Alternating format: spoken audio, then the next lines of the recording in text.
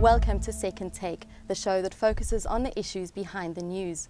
Discard coal, India's coal imports, and the question of sufficient coal to keep South Africa's lights on were the main topics of discussion at this year's McCloskey Coal Conference, which took place in Cape Town this week. Mining Weekly editor Martin Creamer attended the conference and is in the studio to tell us more. Welcome, Martin. Thanks, Shannon. Mineral Resources Minister Susan Shabangu said she reserved the right to take corrective measures to ensure that South Africa had sufficient coal for power generation, as well as highlighting the benefits of beneficiation. Can you elaborate? Yes, it comes against the background of concerns that South Africa won't have enough coal for Eskom, the power generator. There's been such a demand for South African coal because countries around the world, notably India, are needing to grow, and they need that power generation backbone. Now, in the past, we used to have this formula in South Africa, which still applies, that the lower grade of coal would be sold to Eskom at a low price, and the incentive for the coal miner was then to export the good grade of coal, and that's why we had this Richards Bay coal line, which gets us to the export market. And this formula has worked very well for South Africa for a long time. But along comes India and says, no, we don't mind also getting that lower grade coal. So suddenly there's competition for the lower grade coal. This is sending prices up. Now, Eskom has been used to paying very low prices, which I think that era might be ending.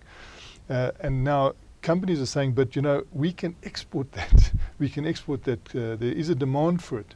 And we want to do that. And Eskom is saying to the government, hey, help us here, intervene. And we see a lot of intervention around the world, where governments are having to intervene to make sure that they've got domestic supplies of coal for power generation.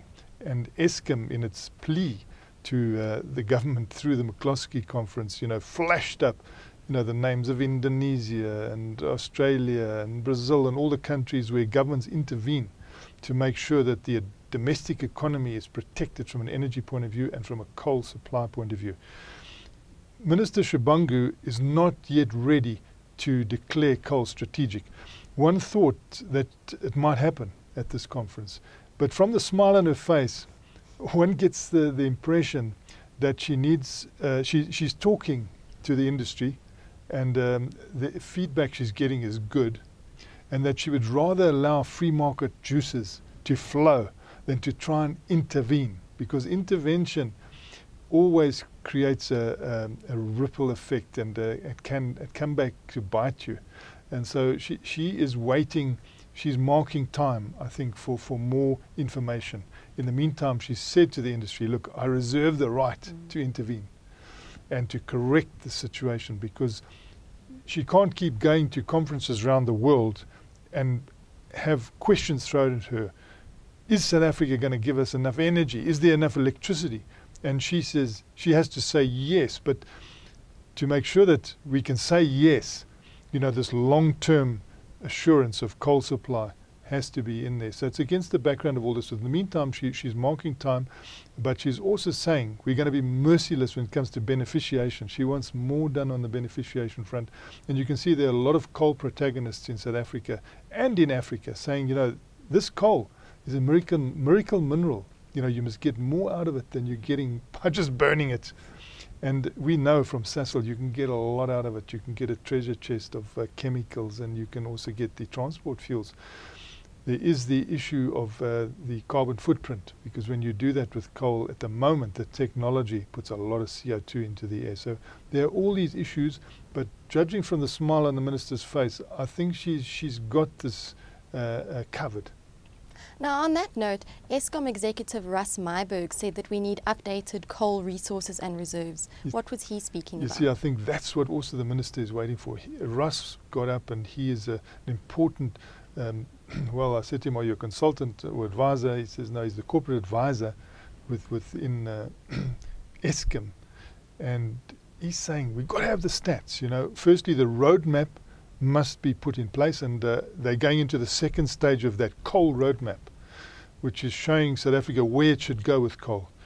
judging from the comments of the chairman of that roadmap consortium, he also gave one confidence that there's going to be a solution to this, because he kept on saying that the domestic supply and exports are inextricably linked, and that all new mines have got a multi-product approach, and that their strategy is to sell into the domestic market and to export. So that assures supplies. And although they're only in sort of stage 2 of this, and I think they reach a milestone in mid-year, one gets the impression that you don't need to declare coal strategic, that there will be sources of supply coming through. But then, Russ is saying also determine how much coal you've got in the ground. That's so important to know, because people are warning that we've hit peak coal. In other words, we've hit the peak of our ability to produce, and now our production will start declining given the existing resources. So he's saying, get those stats, get the roadmap in place fast, move faster, because Eskom needs to know, and I think also Minister Susan Chibangu needs to know, and she's relying on those figures. And I suppose India would also need to know, because their imports are going to increase 22% from 2010. Yeah. On figures of 2010. What do you think that will have on the effect for South Africa as well as capacity? Yeah, you see, all you hear at this conference is that the Indians love our coal. They love the quality of our coal. They love the delivery. We've got a fantastic port that's the closest port to them. And, India just wants South African coal. And you can see that it's taking more and more of South African coal, and it's even prepared to take the lower grade coal. So you've got Eskom facing competition from India. One would assume that the price of that coal is going to lift. If the price of the coal lifts, the cost of putting on our lights lifts. If the cost of putting on the lights lift, we're all going to have to pay more for electricity. We're already, on a very big leap in the charges for electricity. So it is sobering that coal is still at the main supply chain level, the number one fuel for power generation. Even though they talk nuclear and renewables, you can find renewables are peripheral, and nuclear is the only other base load possibility, and that's going to take a lot of time to start clicking in. Now it would seem also that discard coal is marketable. Yeah, this was a shock to me, because South Africa's got mountains of discard coal. You go through Witbank at night and you think, what is the place on fire? There's spontaneous combustion all over the place from all this coal that's lying on dumps. And what are we going to do with it? We've been asking that question for decades now. But along comes a company to the McCloskey conference and says, we can market that coal, we want that coal, it's got heat value. And although people are used to exporting higher grade coals through Richards Bay and what they call the Richards Bay 1 and the Richards Bay 2, and there's not so much of the Richards Bay 3, which is a lower grade.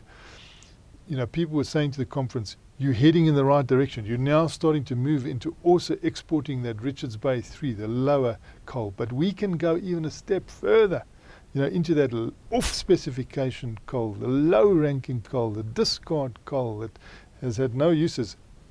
We can find uses for it in India, and that it's got heat value, and that's what we'll do it for.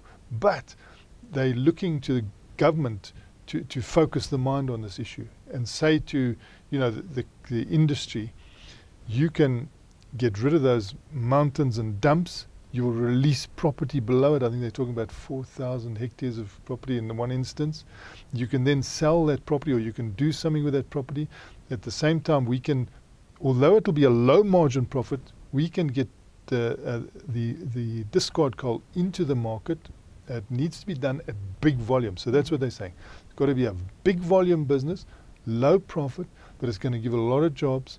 It's going to release a lot of property, and it is going to fulfill an environmental cleanup role.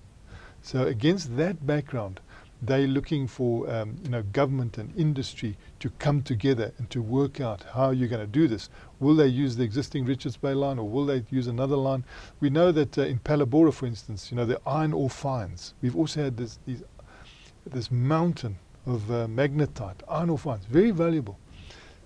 There are markets for it. It does do an environmental cleanup job. And now Transnet are coming to the party there to actually transport this duff iron ore, this discard iron ore. Now they're saying, can't we use a model like that where transport also gets involved? Some people are saying we might need a new port outlet, which sounds a bit elaborate to me, seeing that the capacity isn't being used up yet at Richards Bay.